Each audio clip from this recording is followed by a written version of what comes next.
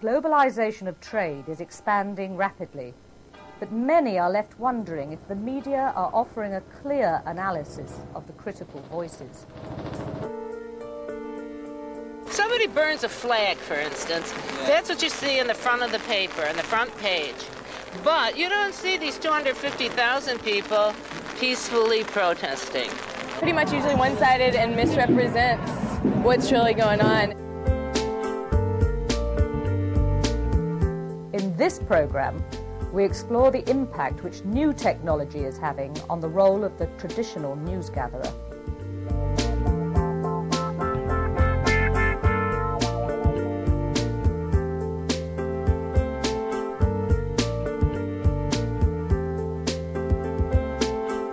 News reporting of globalization became one of the main discussions of this gathering of television broadcasters in Scotland. One of the key speakers was the president of CNN, Chris Kramer. There are only two broadcasters who now have a large spread of international bureaus. One is BBC, primarily public funded. One is CNN, business and commercially funded. And they're two different types of organizations, but they share a common goal, which is to try and make the world a smaller place.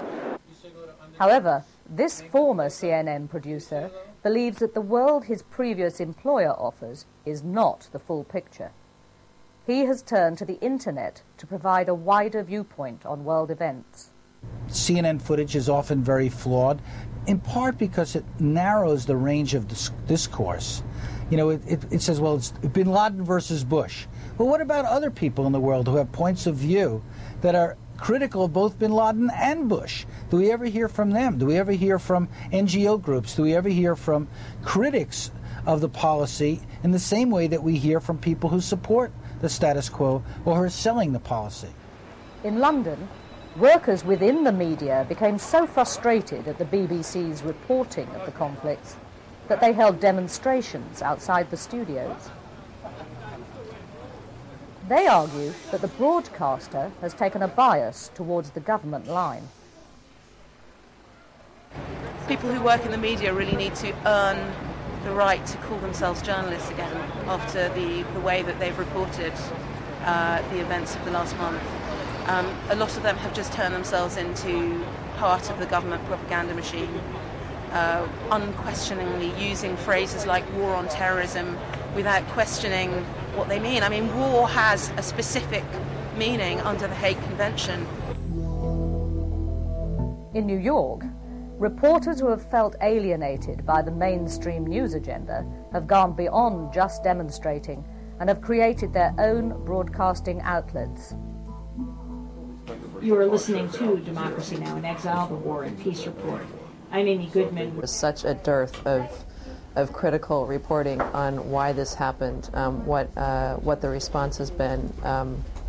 It seemed absolutely critical to expand our audience as much as we could, and the demand has been there. I mean, we've expanded from a 1-hour television show to a 2-hour War and Peace report on radio and TV.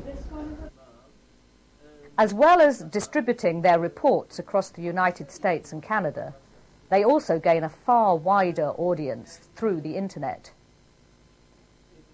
The media has become the most powerful force in shaping public opinion, as well as just among the most powerful corporations in the world. And now they're beating a drum for war, and we run counter to that. As corporations take a tighter control of the mass media, some journalists believe that business links could affect their reporting. An investigation into Britain's largest commercial broadcaster, ITN, led at least one journalist to cast doubt on its objectivity. And that there was a company within the ITN building, 50% owned by ITN and 50% owned by this huge PR company called Burson Marsteller, which was called Corporate Television Networks, or CTN. And CTN was using ITN staff to make highly misleading corporate videos, and it was effectively expecting its staff on the one hand to make this highly biased propaganda, and on the other hand to make objective news reports, and I felt that the two roles were entirely irreconcilable. Shell gives them starter packs, such as hairdryers, sewing machines or tool sets, so that they can start new businesses.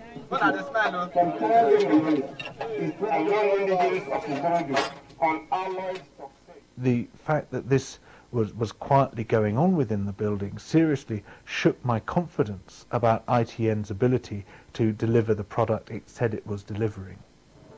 However, new technology, such as the camcorder, encourages people to record their own viewpoints of events, such as this oil spill in Nigeria. I'm blaming Shell. I'm blaming Shell for all the hazards that have been caused. We cannot even get our boats back again to excavate sand. We cannot even go to the water again to excavate sand. So our source of living is completely dead. We're all hungry. We don't know what to do now. Please, Shell and federal government, we are appealing to you to come to our aid. We don't have a source of living again.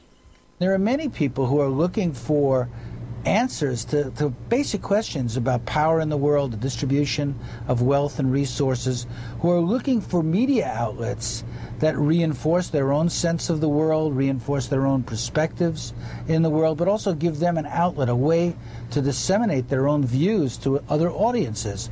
And there have been points of blockage in the mainstream media who tend to cover the same issues the same way over and over again. In an office occupation with a difference, environmental campaigners enlisted the World Wide Web to publish their concerns. We are in the Shell building on the embankment. My colleagues are now barricading the door, and we're shortly going to transmit live to the internet from inside the Shell building. Despite Shell cutting the power and all the phone lines, they still continue to transmit press releases using a mobile phone and a laptop. Instead of relying on the traditional media to put across our message, we can create our own agenda, put up exactly the information we want to put up, and bypass all those traditional barriers to getting the real messages across rather than just the spin the media want to put on. Even the images of police gaining entry 6 hours later could be seen live over the internet.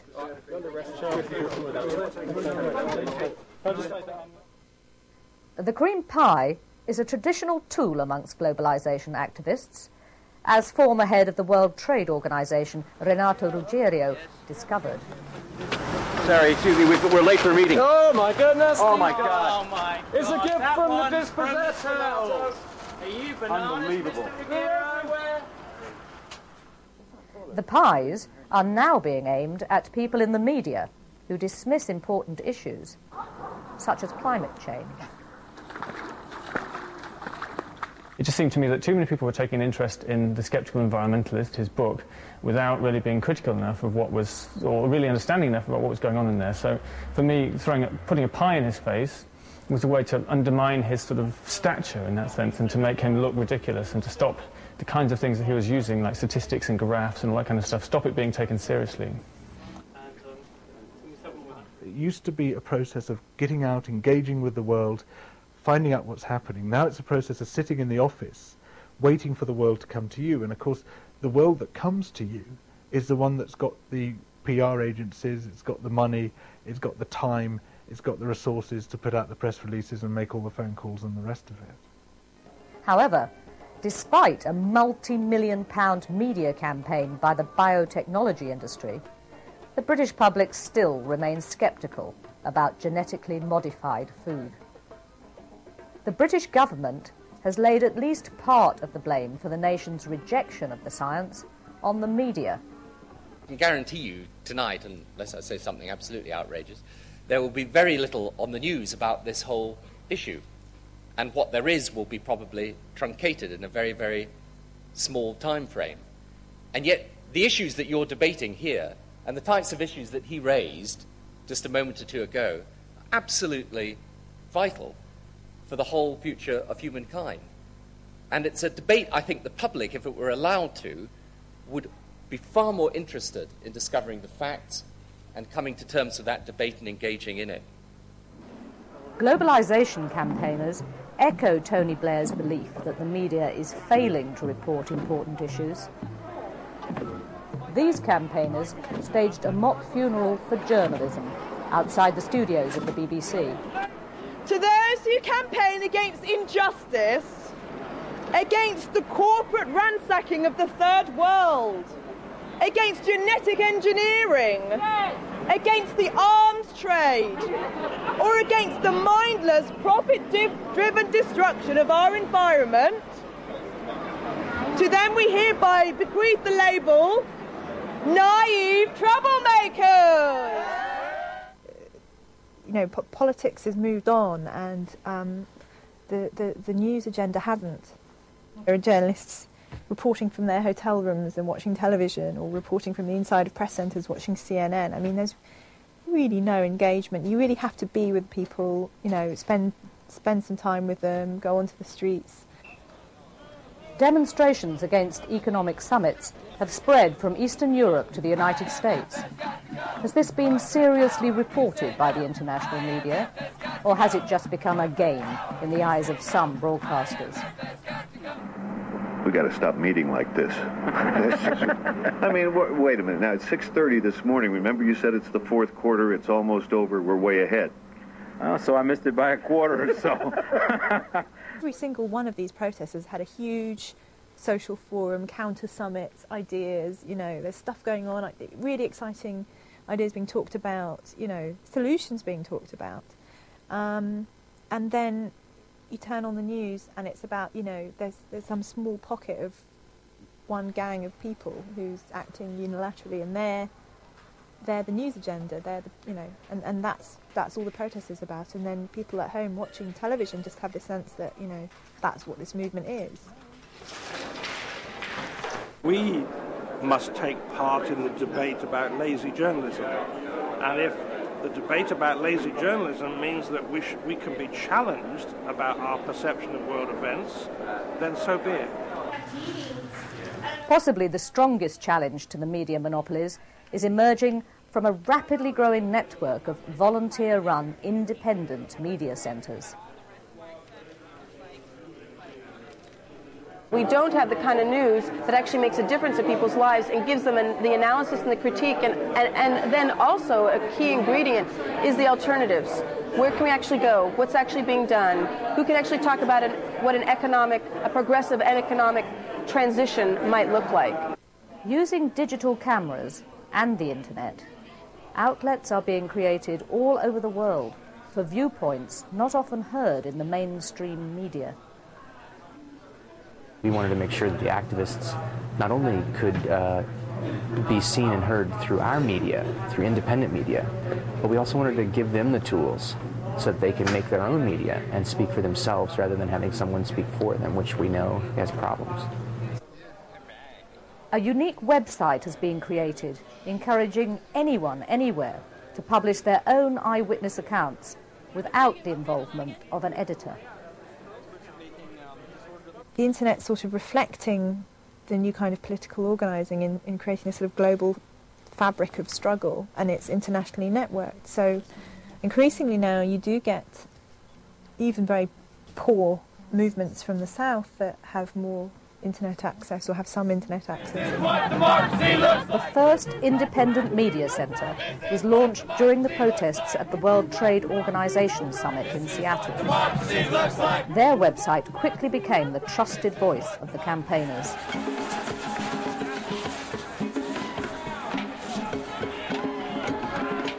Once people realize that the mass media doesn't have a stranglehold on reporting what's going on, and I think you first saw this in November 1999 in Seattle with the Indie Media Center, where the police said, we're not firing rubber bullets, and then the Indie Media had their cameras saying, oh yes you are. When broadcasters failed to believe eyewitness accounts of police overreaction, images of officers shooting demonstrators with rubber bullets were distributed quickly and widely over the net.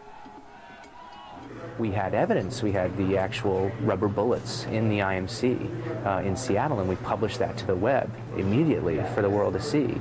And later CNN had to turn around its coverage, and by the end of the week they were actually doing a story about what we were doing. You know, why does CNN or BBC fail to capture one image or not in, you know, the last summit or other? The answer is because they don't have, despite their pretty enormous wealth, They don't have, multiple sets of camera eyes out there. Is the growing use of camcorders offering the public a truer picture of world events? The Independent Media Center provides a production infrastructure for independent groups. So this piece in the end is really an amalgamation, sort of an assemblage of a whole bunch of different kinds of visions of like what the week was about. There's growing dissatisfaction with mainstream media worldwide. In the United States, surveys have shown as many as 70% of the people, viewers, are unhappy with television. When they're actually asked about it, they say it sucks. Okay. The same thing is true within the media itself. As many as 70% of the journalists who work inside media are unhappy with the product of many media companies. So you have a great deal of dissatisfaction and searching for alternatives. In the ancient town of Genoa, Italian media tycoon come Prime Minister, Silvio Berlusconi, hosted a gathering of the 8 leaders of the most powerful industrial democracies in the world. To ensure their voices were heard, over 200,000 people travelled to Genoa to highlight the increasing role corporations were having in the running of their countries.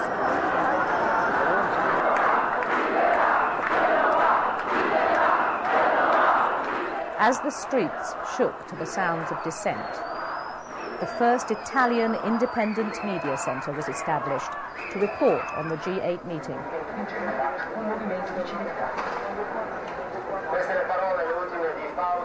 Well, there were plenty of computers, telephone lines, mobile phones, and then different sort of equipment, and people were broadcasting. The protests became international news when police shot dead one demonstrator. At the same time, the cameras of the campaigners were capturing the full extent of police reaction. We recorded, images of police brutality, police criminality against protesters. We filmed both sides, but we were so much in the front line, we got into the firing line.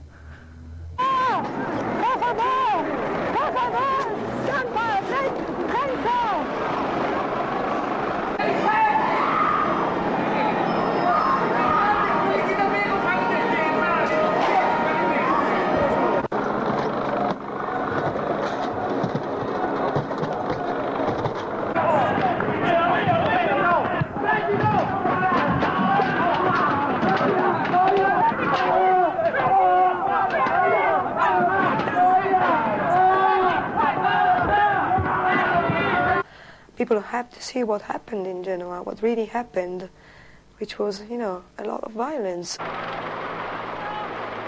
Just after midnight, police raided the independent media centre and the sleeping area opposite. And I was whacked in the legs, went down on the floor, and I was screaming, journalist, not resisting arrest.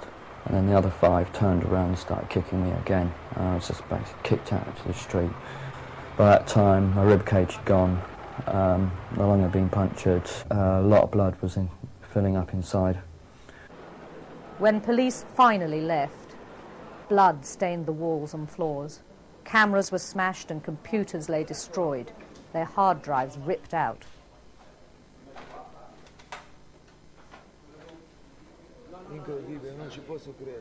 Dozens of people were hospitalized. Però tutti quelli che massacrano, che vanno in ospedale, poi ciao, non tornano più quelli, rimangono lì con loro, in questura, e chissà quante botte ci danno.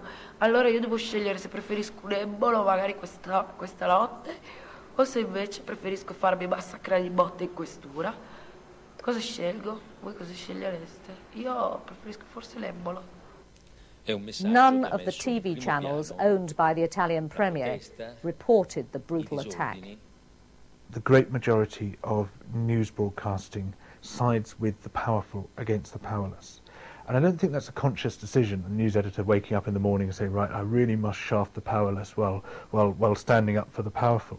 But it's the way that it works out. And that's partly because of the nature of the organisations, but it's also because of the nature of political discourse, that the people with the most wealth and power are the ones who are best heard. For me, unless we, all of us, invest in news gathering, in big news gathering and little news gathering, the world will be a sadder place and a more dangerous place without it.